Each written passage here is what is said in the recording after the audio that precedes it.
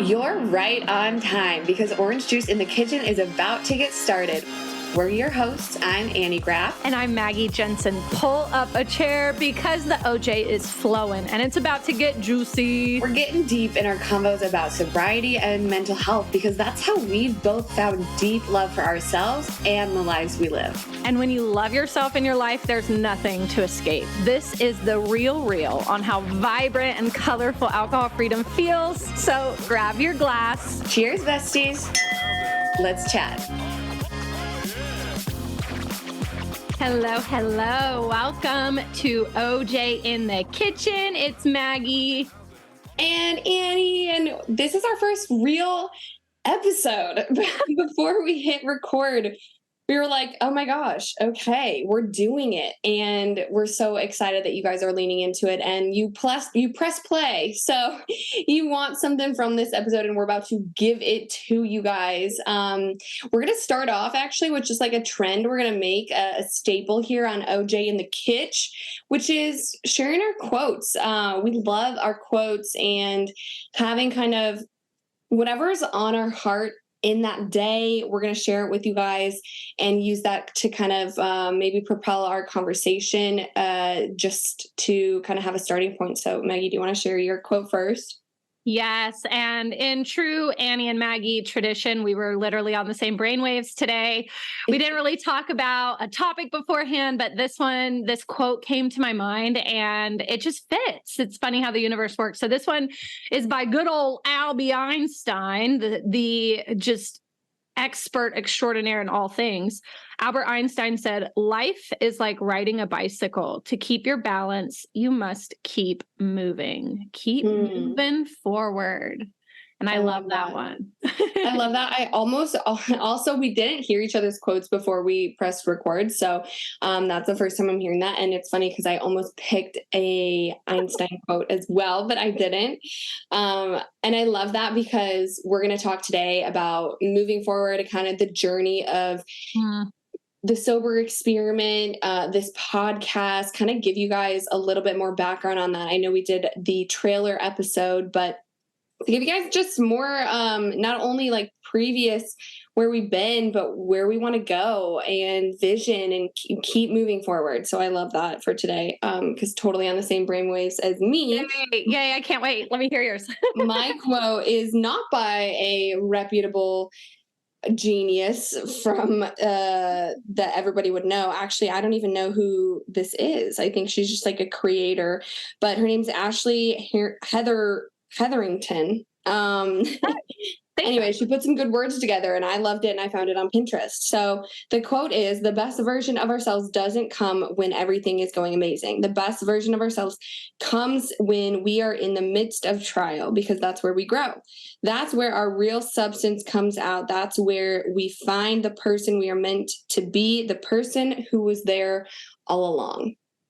Oh my gosh, chills. And I love that because I think so often we think we need to like reinvent ourselves or like trash old us and become something new. But I think also, which we talk about that so often with the sober experiment, we talk about in sobriety, be kind of awakening a new version of ourselves. But, you know, I think there's something to be said about honoring the previous versions of ourselves and recognizing that like we are still who we were. We are just choosing to show up a little bit differently and take action differently, think differently, form new habits, do new things, spend our time differently, like, you know, but ultimately we're constantly, like your quote, moving forward and growing forward, learning from experience. And like, I think recognizing and loving old us and the us that struggled and the us that, you know, didn't know where we were going. I think that's so important because like I'm just thinking of like the me from a year ago, 2 years ago, 3 years ago that felt really lost and like I could not even imagine sitting on this podcast, like our podcast, Maggie, like being in this place where we have such an amazing business. We have put together a program that's changing lives. We are impacting people, like all stemming from both of our like really hard pasts and things that were really strugglesome. But again, like that was a version of us, and that is what got us to where we're at now. So that was my thought process there. Yeah, I love that one. And for me, it kind of reminded me that, like, society really does teach us to just like be happy with settling and oh, you've got, the roof over your head and you've got a job and you've got, a nice family, all these things. But that's not really where happiness comes from. And that's what I heard in was it Ashley Hetherington's quote? Shout out, girl. That's really what I heard was like, we're going to feel our best when we are growing, when we are on some sort of path to uncovering pieces of us while also saying, what does my soul want for myself? What is my, what do I want for my life? And actually going after it and believing in it. And for me, kind of creating an amalgamation of both of our quotes, it's like, when we're just sitting idle, we're like, oh, I've got all these nice things in my life, I should be happy. That's when we get really frustrated. A lot of times our mind starts creeping into the past and we just don't know why. We can't put our finger on why we're unsatisfied.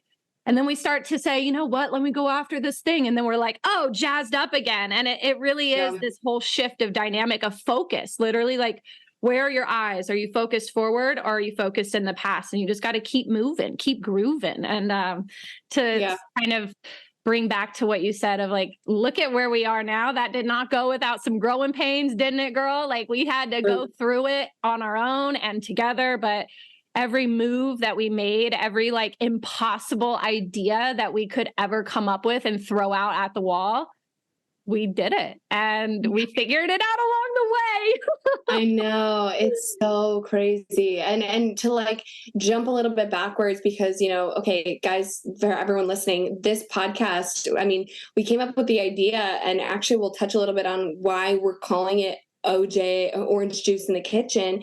But we came up with this idea just because we have these conversations, Maggie and I, all the time of just like new mindsets and new like perspectives and new ways of thinking. And, how can we take what we're going through right now and learn from it, grow from it, become better from it. And I think exactly what you said, Maggie, of like, we get so stuck sometimes in just seeing our current surroundings, our current situation and thinking like, well, this is it. And I think that also puts us in a dangerous place of then romanticizing the past. And while you were kind of saying exactly what you said, it's like, not only does it keep us kind of like in like being okay with everything we have, which, okay, of course, everyone, like gratitude is so important and recognizing the beautiful things in your life is important, but also having this like attachment to kind of like, where are you going though with it, and what are you doing? I think that's where we find purpose as human beings. But when we don't have that big vision or a belief in ourselves for something bigger than what we're currently doing, I think that puts us at risk of romanticizing the past and romanticizing like old memories, because just like human brain likes to trash the negative, right? Like even we could be in a really, really hard place and we go through it, we get through it, right? And then a year in the future now, you're looking back and it doesn't feel as like as sensitive looking back at it. You can even, I mean, especially with social media and stuff, like maybe an old memory comes up of a photo of an event and you're like, wow, that was so fun, but if you really put yourself back in the shoes of who you were and what you were doing a year ago in that strugglesome time, like you probably would have done anything to get out of it. But when we don't have like a bigger vision, I think like we romanticize the past, and then that's when we can get looped back into like old habits and kind of like, well, what was I doing then? Who was I hanging out with? Okay, well, maybe that's what I'm missing, or that's what's changed. Let me go back to that. And that's kind of how we get stuck in these like habit loops. We talk about habit loops a lot. That should be its own episode for sure. But we get tied back into like, oh, well, that was a nice version of me, or that was a nice chapter of life. And we kind of forget the visceral struggle that we were feeling in that moment, because it's really easy to look at the topical, the facade of, the moments we captured that were good. But Yeah, absolutely. but yeah, I mean, so I don't know, just thinking about all that, I feel like it's perfect segue into just what we wanted to talk about today, which is kind of that bigger vision and direction, and again, where we came from and where we're going. So orange juice in the kitchen. Yes. To kind of Tell us about this. I love this. touch on this title, guys. Maggie and I, like, we threw so many different titles at the wall. If you want to think of an image of throwing spaghetti at the wall, that was us with titles for this podcast. And we had a lot, and I won't say any of them because honestly, none of them are even coming to my brain right now. But the vibe that we really kind of landed on, like a vibe we wanted to create with this podcast. Yeah. And the reality is we want to have the vibe of that you guys are just a fly in the wall, kind of listening in on conversation between two best friends that are working to better themselves, better others, on this constant journey to self-improvement, going through shit for sure. But, we're not going to be stuck in it. We're not going to let it define us. And we're just having these conversations, first thing in the morning, sipping our OJ, sitting around a table. And for me, and I don't know if anybody out there is a Noah Kahn fan, he is just blowing up recently, but I have been a fan since like 2017. And he has a song called Orange Juice. And I love this song. It's actually a song that documents a journey in sobriety. And if you guys haven't listened to it, you look it up. The lyrics are amazing, and like the visuals, I just like imagine this whole situation playing out. Someone struggles with sobriety, someone's struggle with the past and what happened while they were drinking, and then kind of goes forward into now they're sober and they're trying to be around family and friends again, trying to connect with people from their past again. And one of the phrases was, there's orange juice in the kitchen. It was bought for the children, but it's yours if you want it.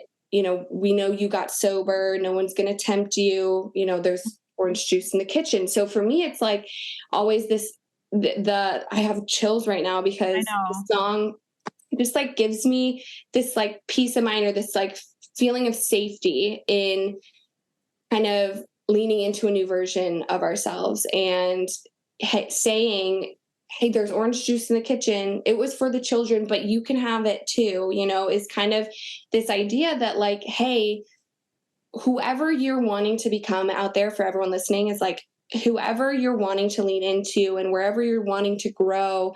And if you don't feel 100% accepted or understood by the people around you, Maggie and I want to give you that place and space to feel that here, and kind of like give you you guys can't see me, it's obviously all audio, but I'm like reaching out, like giving you a glass of orange juice to sit with us in the kitchen, like to have this conversation, to be a part of this growth, and to let you know that you are understood and you are heard and you are loved and you are seen.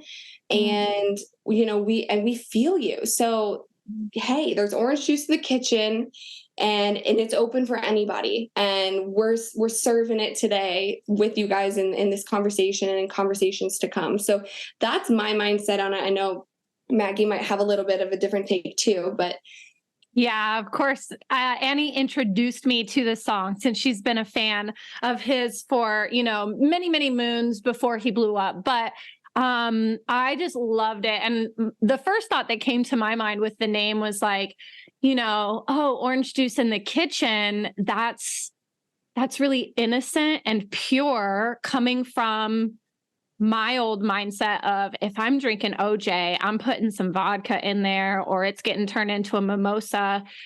And that mindset for me, a lot of times came from this dynamic of wanting to fit in. Whereas the song, the vibe that we want this to be is you belong. You belong. Mm-hmm. And if you haven't experienced this feeling yet, know that as you lean into it, it will happen. The feeling of when you walk in somewhere a little bit nervous to be yourself, a little bit on edge, a little bit, wanting to jump out of your skin, and then walking in and somebody there just having warmth and a comforting energy and unconditional love saying, you don't have to explain yourself. You belong here. And whatever you're going through, we're here to support that and inspire you and motivate. And I'm about to cry. So I literally have chills. I'm like so hyped up about this because that's like exactly. I hope you guys listening, you're like, yes, this is what I need. Because I know I was searching for this before I found you and Maggie and connected really heavily with you and started my own journey in sobriety. Like, I just feel like so many people out there just feel this like lost, like kind of like, okay, I get it. Like, I get improvement and I get that I go through hard shit to like improve, but like it can feel really isolating and hard when you're in it, or even when you're like beyond it and it's kind of like you're in this like, okay, now what, is this it? And I think we all have that feeling sometimes. So again, yeah, guys listening, like if you feel that way, just know you're not alone. And Maggie and I are navigating it. We have navigated it. We've come up with some really, really great perspective shifts and new ways to kind of think about this journey you might be on, whether or not you're fully like wanting to lean into sobriety or not. Like, this podcast definitely came together with the mindset of, sober living and kind of tackling a relationship with alcohol and substances, or really just redefining like habits and who you are, and whether or not alcohol is to play in your situation, you're welcome here. And I think that there's so many amazing perspectives and conversations we're going to have that will just help anybody out there to feel like, okay, wait, I got this. I can do this. Let me think about it this way, or let me try this change, this mindset. Let me try this new habit, and, so we're just going to have these conversations as real as we can and share them with you guys as we continue to kind of go through it together. Like I said, we have these conversations anyway. So we were like, let's record this because I feel like people can listen in and benefit from it. So. Yeah, I feel like if I were on the outside coming in to listen, I would, as soon as we have a lot of episodes, I would play them all the time, because the perspective shifts that we talk about really are the foundation of like revamping your life and the foundation of like making new decisions every day, and just those small little things, choosing the best thing. Oh, what did Annie and Maggie talk about today? Oh yeah. I just know that like, if you tune in, if you listen with an open mind, if you challenge your limiting beliefs as we're talking about these things, you will see a difference in your life, in the way that you think, in the way that you choose to handle stress, in the ways that you choose to love yourself. We're so confident in that. And like Annie said, we're already having these conversations. So why not bring them to you so that you can get some of those positive vibes too? I know we have a fun little conversation today, really talking about leaning in, taking action, and seeing how things open up. Annie wanted to share, she hasn't shared this with me, but she wanted to share a little story about a big vision. And I'm waiting on pins and needles because I can't wait to hear what she has to say. So let's talk about it. Yeah, for sure. Well, so I kind of touched a little bit earlier about, looking at a past version of myself and the mindset that I had. Let's go back a year. Okay. So a year ago, I was just coming back from traveling all over Europe, where I definitely overused and abused alcohol. I was definitely in my like heavy drinking era. I guess, yeah, we're going into like Halloween weekend. This was actually when Annie and I first started kind of talking. Well, I guess August of last year, but I remember like watching you after our episode, watching you in Europe and just being like, man, you know, through the lens of social media, it looks like she got her shit together. She's able to, you know, go hard and still wake up the next day and get beautiful and go sightsee. I remember this so vividly. Yeah, It's interesting to hear what was going on behind the scenes, you know? which is crazy. Yeah, because I mean, I think I was so attached to that identity of like being the girl that could do it both, and that was for years. I mean, if, as far back as like even high school and middle school, being like the girl that could do both with sports and academics, and be the girl that could do both, be friends with this group and be friends with this group. And you know, I think I got really good at like showing up how people expected me to, or how I knew would like play out best in that certain situation, if that makes sense. And instead of like really fully leaning into like authentic me and just owning that, and of course I think that comes that led from lack of self-confidence. But again, when I look back at like the mindset shifts and the things that we teach in the sober experiment, it's like I was constantly hopping back and forth between identities that I wasn't really growing roots in one particular identity, you know. So I didn't have confidence in that authentic identity because I wasn't really showing up as her all the time. And identity hopping. yeah. And I was like, oh, well, this identity makes me feel this way in this situation, but then this one makes me feel this way in this situation. So I you know, it's like I was constantly hopping around. So then, you know, to bring it back to last year, like I was running my fitness online coaching business. I was also doing a lot of travel branded kind of like social media endorsements and stuff, and doing the travel vlogging lifestyle sort of thing, because you know, having the freedom, the financial freedom, I guess, to be able to make money from anywhere was something that allowed me to travel. And so I really wanted to do that. But at the same time, like with a lot of travel and with my habits around alcohol, it meant kind of like letting loose in ways. But then I felt like I needed to still be the fit girl, right? Like, you know, there were so many times where it's like we would be out drinking like all day, and then, you know, wake up early and I'm like, okay, I feel like shit, and but I'm gonna put on a face and do these sprints up the stairs and like kind of go through the motions almost a little bit, but show that because I can be both and I can do both. But again, was just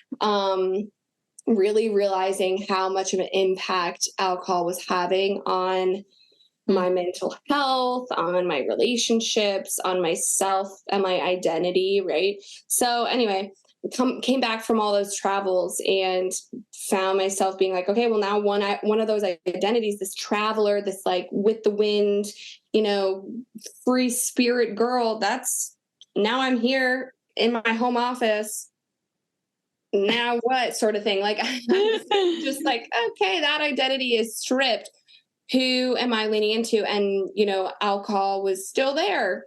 So I definitely continued on with that and didn't want to strip that identity. And then coming back to all my friends who saw me as, you know, I was always the party girl, the have fun, down for whatever, has a flexible schedule so she can be out any night of the week, and all these things. So that is, you know, what I was really leaning into.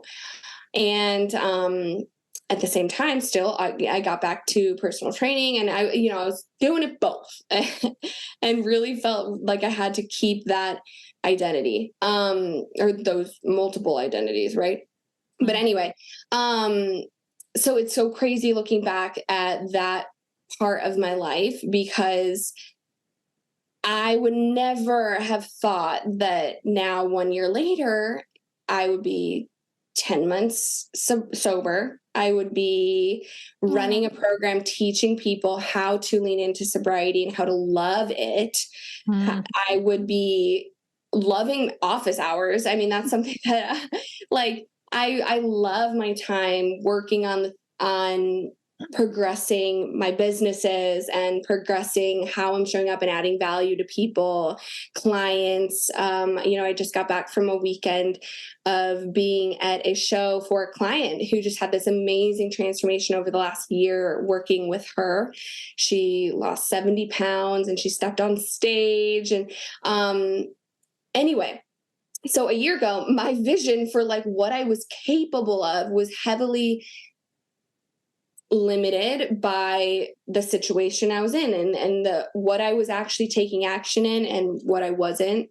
And so I always knew I felt like called to have big value and to have a big purpose, but I don't feel like I ever really tapped into it until really realizing my relationship with alcohol was kind of keeping me from it. So, fast forward, obviously we kind of talked about this in the trailer episode. I decided January 1st, you know what? I'm going to experiment. I'm going to do 6 months of sobriety and see what happens, sort of thing. And, this is when Maggie and I really started to talk closer. And I had this idea on my heart once I really started to see the effects of sobriety and what it was doing to my mental health, what it was doing to my confidence, my discipline, my belief, like all these things. And that's where, TSC started going from just like a brain baby to then we have a website. And then now we're talking structure. Now we're talking who is going to want to be a part of this and what are we going to, provide value and how is this going to look and the actual really logistical things of starting a business, starting an online program, starting what we have now created to be the sober experiment. Anyway, all of this has a purpose because in the creation of something new, it can be hard to see a big vision, right? Mm-hmm. And so it can scare you. It can literally stop you in your tracks because you start to think like all of those steps. If you remember, like I think we did a really good job of not overwhelming ourselves, but there were times when we would have a conversation, we get on a Zoom and we'd be like, oh, now we have to build a website. Oh shit. Oh, now we have to get an application ready. Oh, now we need to get, all of the logistics figured out. And when you're starting off with just a vision, all of those things can literally just like make you feel, nope, can't do it. But having somebody who's just as excited, that dreams of the same impact, like that's what made it really fun. And the fact that it was something so authentic to our goals. I think I'm getting a little bit ahead of myself here, but no, it's like when you actually find something that you're super passionate about, all of this work stuff actually sounds really fun. And like, if you're kind of stuck in a job that you don't really like, and maybe you're drinking regularly right now, or maybe you're not, maybe you're completely sober, but you're just kind of like going through the motions of life, you might not have like this spark of inspiration. And when Annie says like, I love my office hours now, I love, my structure of my day of sitting at my desk and working on these projects, like that might sound like, boring. But when it's on purpose, when you're doing something that you are passionate about, it sounds cliche, but it does not feel like work. And that's the magic of it. And I think that's the magic of, the impact that we make with TSC and all of the people that we talk to just randomly through social media and emails of people that are inspired by the alternative talk on sobriety is we actually care. We actually love this. This is what like has us waking up like kids on Christmas morning, and if you haven't found that purpose yet, that's okay. It's something that you discover, something like what Annie said, it's a part of you really, really deep down in there. It's something that you truly want, but the fears, the coping mechanisms, they're just standing in the way right now of that inspiration. And I know that, I had been working kind of in this field for a few years before Annie and I joined up, hitched each other's wagons behind. And but I can say like there's just such a different dynamic when you have somebody that's also really passionate about it that you can swap ideas with, yin and yang, brainstorm. Mm. And I just remember that energy really building. It was like end of February, I think. So you were almost at your 8-week mark. And Yeah. I woke up to a voice memo sent to me in iChat from Annie. And I woke up and she had been up like 5 hours because she got up at 4 a.m. and she was 2 hours ahead of me. So I like woke up and I played it, and it was Annie saying, "Oh my gosh, I know this is going to sound crazy, but what if we created a group program?" And I like shot out of bed. I was like, "Yes, let's do it." But that came from like having to challenge those limiting beliefs, those like, can we do it? Is this something that, is worthwhile? Is this something that's going to be fun? Am I going to be able to figure it out? All of those words, all of those thoughts did go through our minds, but we just challenged them. Yeah. No, it's so true. It's so crazy. Also, like, see that place that I was at, so that like February, March timeframe, like the big vision, the like craziest thing I could think of was like, oh my God, what if we start to like share these ideas and these like mindset shifts and the way I was approaching sobriety and you had approached sobriety. I was like, this seems so like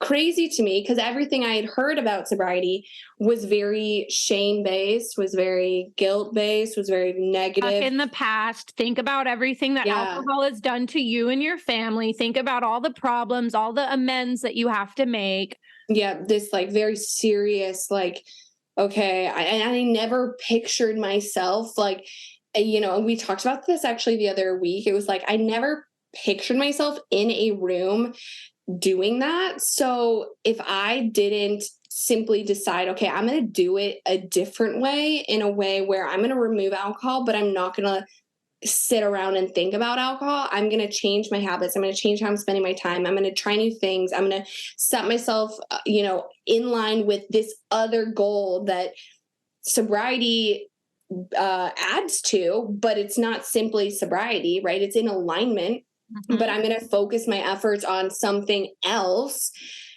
And then sobriety is just going to happen, but I'm also going to be doing all these other like intrinsic growth things that are going to get me hopefully to a better place. Once these, because at first, like I said, guys, like I only wanted to do 6 months. Like I was like 6 months and then hopefully I'll be healed. And I'm like, hopefully by then I'll be healed enough and I can go back to alcohol without it being like a damaging thing to my life. Because any other time I tried sobriety in the past, it was very, all right, well, I'm giving it up. I guess I'm just going to sit here and not do anything. So anyway, the biggest vision I could think of was like, oh my God, this is like really changing how I'm thinking of my life going forward. Like, what if we just shared it with other people and taught other people how to do it and started talking about this whole other side of sobriety? Like this was like, that's big vision, right? And so then we did that. And then we did our first round of TSC and we did that, the 12-week course, and built it out and saw the way it changed people's lives, and that built a bigger vision. And now we have an online course and we've done weekend boot camps and we have downloadable guides, and we're now going to be doing our first in-person event in Arizona. We like, so many things have come from that, but I wanted to share an even bigger vision with you now that, and guys, if you're, listening, I haven't shared this with Maggie yet. And but it just shows that how when you continue to lean into what excites you and what feels good and what is for the good, right? It's like taking action in it and then doing it, whether you fail or whatever, or succeed, like keeping going. I think if we launched the first round of TSE, and I want you guys actually to be really honest, like we had the goal of X many members in our first round. And technically, if you want to look at like, yes or no, did you hit it or not? Did you succeed or did you fail? We would be on the fail side because we didn't hit the number we had in mind for the amount of members for that first round. but we didn't look at that as a failure because we also saw the impact we were having, and we were excited about it. And we were like, wait, but we know how we can improve this. Actually, we know, let's keep going. Let's keep doing this. Let's implement new things. Let's change this. Let's make this a thing. Let's, and we continue to work with it. So, that just goes to show that just continue to lean in and take action on the things that excite you, and on that first initial vision, because it's going to continue to build. Yes. As we've been doing that. Yeah. Right? Anything that you think is a failure is actually just a learning lesson. And we had to really, just anchor into that and say, okay, by the book. Yeah. You could scratch this up to an F, but it's not really an F, because look at all of the people that we are impacting. Look at all of the people that are saying like, wow, I'm freaking free. I'm free of this urge and this desire. This is what I needed. And okay, what can we do more of the good? And how can we improve where our bucket was leaking, basically? And so that just elevates for the next attempt. And I think that's a big difference between people who succeed and people who stay stuck, is they just look at a failure as something to take data from and move forward. So, okay. No, yeah. An opportunity. I need to hear about this vision. Opportunity for improvement. Exactly. Yeah. Which is exactly what we've just been doing this whole time. So now fast forward to this past weekend where I was in Houston for the summer shredding contest, which is a whole thing that Christian Guzman and Heidi, blanking on her last name right now, Buff Bunny. What's her last I can't remember what her last name is, but Heidi. Yes. Yeah. Heidi. I just know her as Heidi from Buff Bunny. Yeah. So they, with Alpha Elite and Buff Bunny, they have just created such a beautiful, honestly, a new thing, right? So like my client who just stepped on stage, if you guys know bodybuilding, or if you're in that space, it's very intense. And to step on stage, you have to be quite lean. You have to be quite dedicated. It's like not very many people are going to do that, right? So they have created Heidi and Christian with summer shredding, a whole new kind of approach to bodybuilding. So they still have divisions with figure and bikini and classic physique and men's and all the things that you probably know of by seeing just bodybuilding like online, even if you're not in the space. But then they also have this transformation division.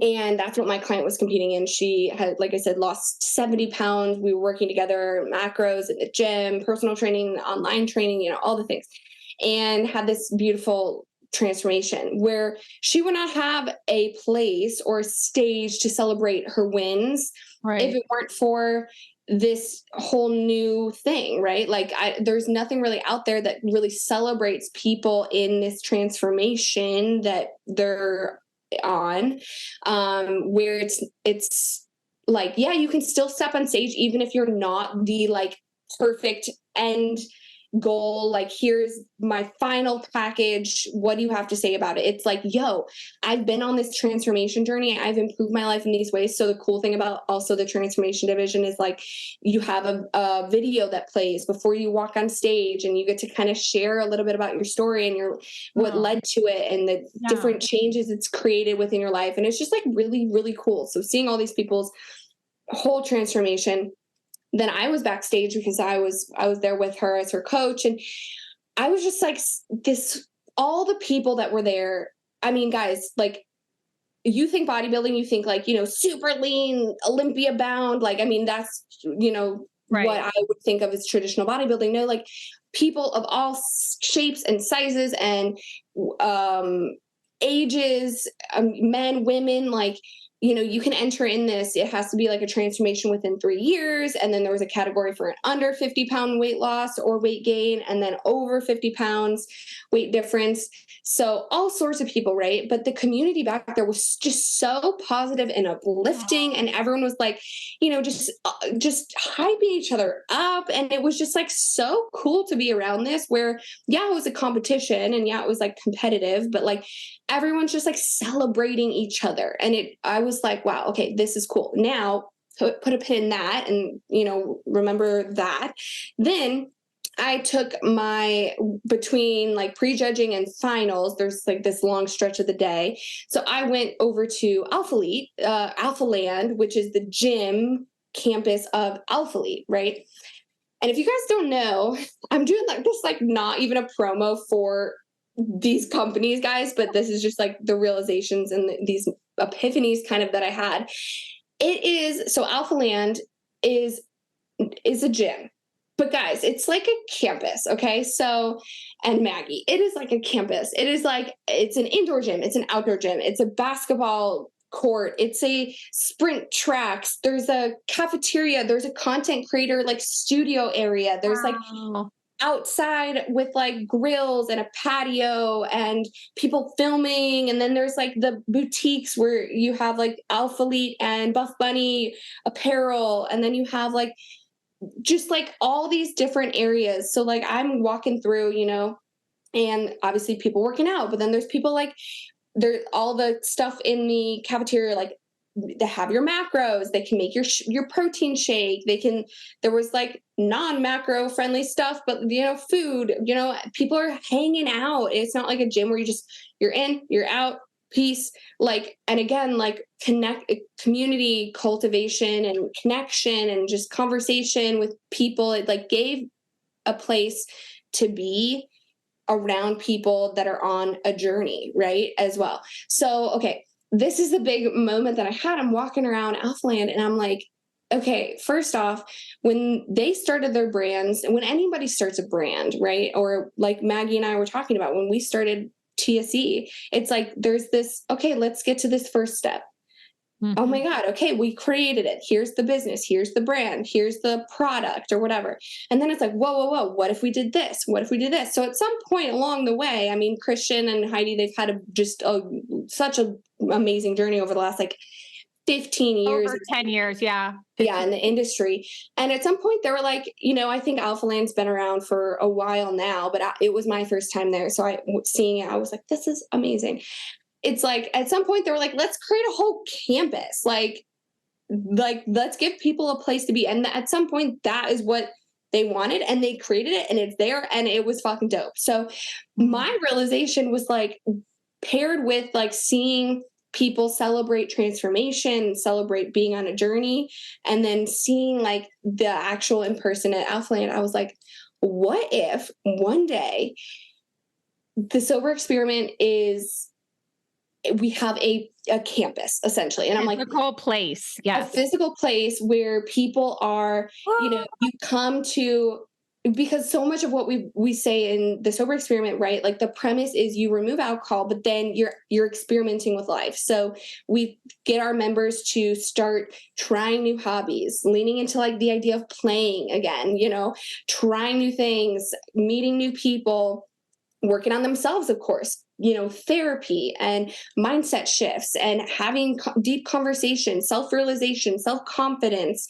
And so I'm like, okay, what if there was a place where, okay, it's like TSE and you have your rock climbing gym over there, you have your swimming laps pool there, you have your yoga Pilates studio there, you have your cold plunge tanks. You have your cold plunge and your sauna, you have your therapy over here, you have your journaling area over here, silence station, you have your meal prep, kitchen here, and you have the connection and community and like a place for people to be, to celebrate and surround themselves with other people on, again, like, yeah, I say sober journey, but I don't want you guys to think of like, oh, it's like a recovery house. No, I mean, honestly, what I see it being is like, yeah, people committed to removing substances from their life, but then showing up and being like, what do I want to dabble in today? Like, how do I want to work on me?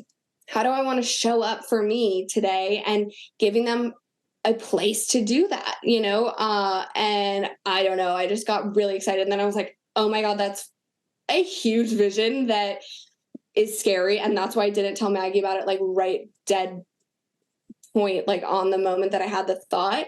But then a little bit more fast forward, I was still thinking about this Sunday and Monday.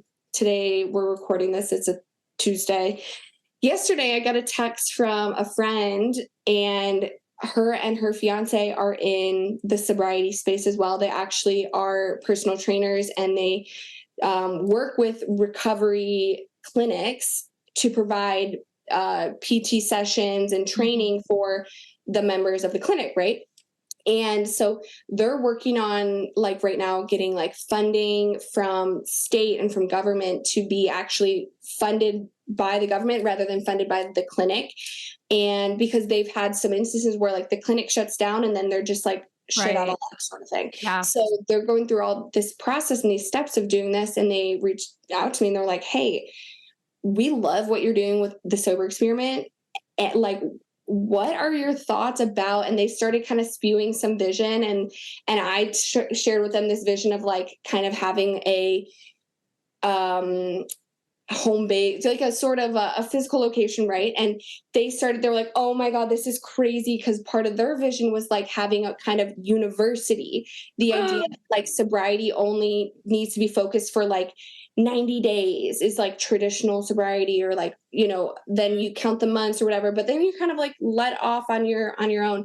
But what if there was a almost university sort of, where you stay there and you work on certain skills? There's certain educational programs you can be a part of, and different areas that you can really cultivate your strengths and your skills. And then also having they're personal trainers too, the movement and the fitness component, Right. the health component. And just, I don't know, we were just like, oh my God, because they just had this sort of epiphany on like Sunday, which is when I was really thinking about it. And it's just so crazy how then like little things fall into your lap and you're like, wait, is this a green flag from the universe, from God? From Exactly. Yeah, it is. And I mean, Annie and I both share this belief that, the universe brings things about at the right time. And when you start to believe and you start to really fantasize about these ideas with a positive backing, with like, yeah, this is a possibility. Even if it's a long-term goal, this is a possibility to have this brick and mortar institute, university. When you start to fantasize about it and believe that it's in your potential, then all of the plots, circumstances, and plans start to attract, that you become a magnet for them. And sometimes those things still pop up if you're not in the right mindset. Say if Jamie and Voss reached out to you and you weren't thinking about it yet, you might be like, oh, well, yeah, that sounds cool, but I don't know. But like, you were already in the feeling of it. And then it happened, and it just, like you said, you couldn't hear Annie doing this, but she kept putting her hands to like her temples, and then like the explosion, like mind blown. Like, it's crazy what the universe will bring to your lap when you actually start to lean into this big vision and this idea. And, as you're explaining that, I mean, it's things from my own mental vision board. I used to, and I'm here in Las Vegas, I used to go and do what sounds pretty similar to what Jamie and Voss do at a recovery clinic here in Las Vegas. And I did it for about a year, but I kind of got jaded because I would go in and, in my sessions, I would see the light return to the faces of the patients. And they'd be like, oh my gosh, I can believe in myself again. We worked out, we talked mindset.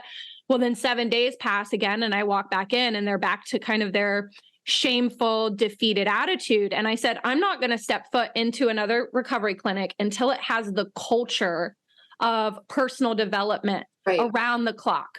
It has the culture of, I can believe in myself. And I said, that's really going to be a thing.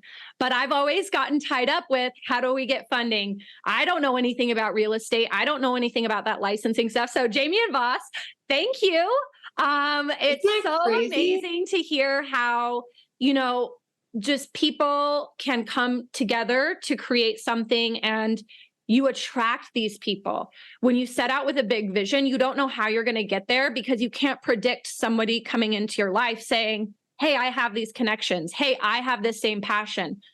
4 years ago, I would have never known that Annie Graff would hit me up one day and be like, hey, let's talk sobriety. Let's talk alcohol mindset. Let's talk wellness. Yeah. And here we are now talking about, creating not just an online program, not just an online community, but a real in the flesh community. And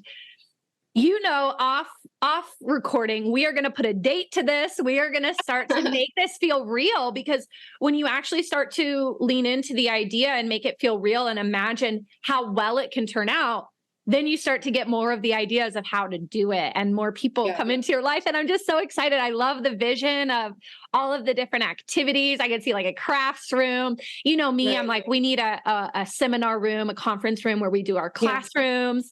I'm just, oh my gosh, I love this. We could have one in, I'm sure for Christian and Heidi, it's similar. They have a vision of, maybe doing it in every big city. And that's really what I see, is putting in big cities, maybe smaller satellite areas as well. I know, coming from the Midwest, I think the Midwest could do with some of these types of community places. But wow, I got chills as you were talking about that. Yeah. It's just like crazy, because it's,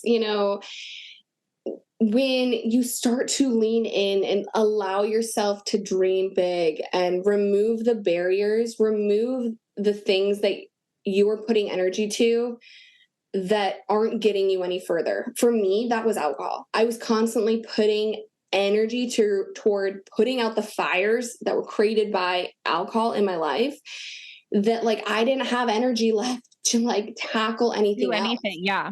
It takes energy to believe in yourself. Yeah, it really does. Because, you can have the belief or the thought, but letting a belief or thought that just sit there and do nothing about it, it only reinforces a belief that you're not capable, you're not worthy, you're not able, it's impossible, it's too far-fetched, So for me, like being like, okay, I'm not putting any more energy toward alcohol. I'm stopping that. And of course there were like the growing pains of that, where I say, 12 weeks was the thing for me that it hit. Like 12 weeks, I was like, oh my God, like my dopamine is back, my love for life, my energy for relationships, like my bigger vision. Like it was almost, things started to get clearer for me, the way my thoughts were coming, the way I started my day, my habits, like so many things started to shift for me around that 12-week mark. And, and that's why we created TSC to be a 12-week program. But after that, then continuing to take steps and actions and continuing to build out the sober experiment, and like all these things that we've been doing is just allowed us to grow belief and confidence in our ability to work with people in this way and provide this value, and to live into this identity. It's like we were taking action, and we weren't just like sitting around being like, well, Maggie, one day when I feel ready, maybe we do that. But I need to think about it some more. I think really you said something earlier, like, that's the biggest thing that makes someone successful, or is like an indicator of if they're going to be successful or not. For me, it's like being the person that's just going to figure it the fuck out. Yeah. I think that has been one of the key standout traits that I've had in my life that separate me from people that just kind of let their ideas and their dreams remain in their head their whole life. I'm definitely somebody that I take action, and being an action taker, being like, okay, well, I don't have a step-by-step guide on how to create this massive campus that has all these things. And, of course there are hurdles and there's scary things that I have no idea how to do. But I don't need someone to lay out a step-by-step plan for me. Like I know, because I've done it before in smaller capacities in different ways. I know from my past, I'm able to make things happen and then learn from it, fail a shit ton for sure, but then realize, hey, okay, that didn't work, but what might work? Now I know one way that won't work. If I'm still attached to this big vision, how can I figure out how to make it happen? I think too many people out there are the type of people, and I'm sorry if you get butthurt listening to this, but maybe it's just a little nudge in the right direction. But if you're the type of person that you're like, well, I have nobody to show me how, or I've nobody who's done it before. Maybe you have an idea about a business or a thing you want to achieve or do. It's like promotion, new job role, like, yeah, side hustle. It anything, doesn't have move to be across the money related. country. Yeah. Yeah, anything. Like, you just need to start. It's Mhm. really what it comes down to. And then, like Maggie was saying, people will fall into your life that have expertises and have ability to shed light in certain areas that you're unsure about. And, that's what Maggie was for me when I started to lean into my sobriety. And like, literally, she was someone that came across my mind that I was like, well, we had a conversation about sobriety when I was heavily not practicing sobriety, but Really not practicing. yeah, I was doing the opposite. But she was somebody that came into my mind like when I started leaning into sobriety and seeing the benefits of it. I was like, I need to reach out to her because like I feel like she's been doing this for a while and I kind of have this idea. And then we started talking and things just flow, things happen, right? So, but it was that action take. It's like if I hadn't reached out to her, if I would have been like, no, I'm not even 100% sure on this. I don't even know what I want from this, or I don't even know what the idea would be. If I just let all those things just be thoughts, honestly, I don't even know if I would hopefully I would still be, sticking to my sobriety and seeing how beautiful it allowed my life to be, but I Right. definitely wouldn't be able to provide the value to the people that we are providing value to now in it, especially in the way that we are. Like there's so many ways that Maggie is the yin to my yang, and which we talk about all the time. But it's like if you just sit there and let your current situation and current circumstances, your current personality traits, your current identifiers be what they are, and you're like, this is just it. This is just life. This is just who I am. Then that's gonna be Who just how you your are. life is. It's Mhm. gonna be who you are. It's gonna be what your life looks like. It's that's what it's gonna be. But if you allow yourself for a moment to be like, well, what if I maybe you feel a heart tug to get into art. Like, what if I just signed up for that art class? And what if I just, started making art regularly? What if I started showing my art to the world? What if I entered my art into this gallery? What if I did this? What if I sat on the street and made art and let people walk by and watch it? Like,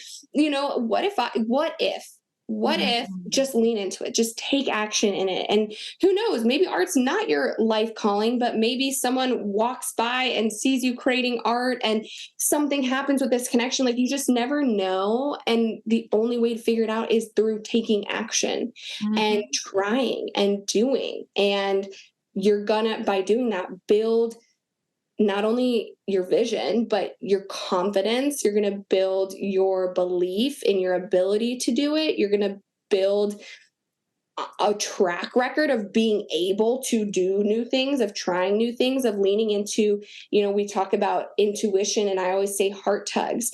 But if you don't feel aligned or you don't feel like I don't have an intuition or I don't have heart tugs, Annie, you do, you just aren't allowing yourself to listen to them or lean into them or follow them.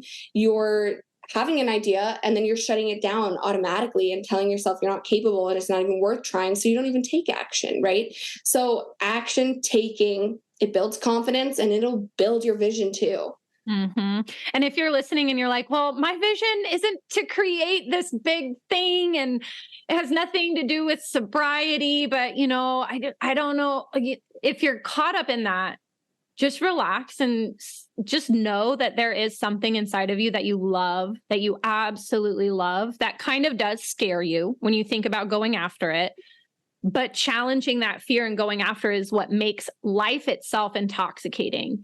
And it really is the growth, the process that makes life fun, to where you don't want to escape it anymore. And you want to show up and you want to be a morning person and you want to be productive and you want to do all that. You want to talk to people without alcohol in your system. You want to go out and make these connections and have these magical epiphanies and magical experiences where you just know the universe sent someone to you on purpose to help you along. And if you're stuck in that, what if I could never, I don't think I could figure it out, then really, I would even say, rewind, go back to Annie when she was just saying, I'm the type of person that can figure it out. I'm not the type of person that needs somebody to hold my hand the whole way. Because if you're stuck, you probably believe that you are the type of person that can't figure it out. And you're a human being. You have a magnificent mind, so you can figure it out.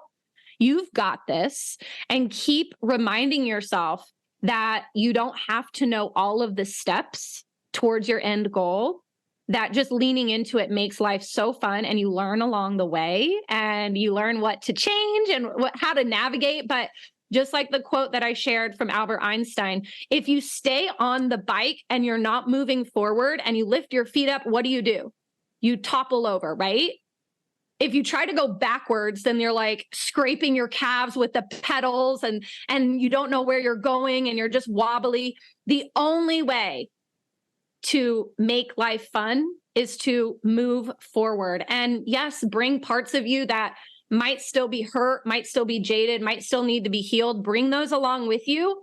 And the process of growing into your goals is what does that healing part for you. And it reminds you, like, I'm a freaking badass human being. I'm a magical creature that can literally come up with an idea, and time passes and all of a sudden the idea is physical. It's a reality. And I know for me, that's what makes life so fun. And when I think about having a drink, I'm like, nope, not for me. That's going to get in the way of all of our exciting blessings. I always say, like, drinking, is it going to block my blessings? Yes. So what is going to open the flow for my blessings? And that's just the belief, I got this. I'm the type of person that can figure it out. And you are too. Oh. Oh my God. I love this conversation.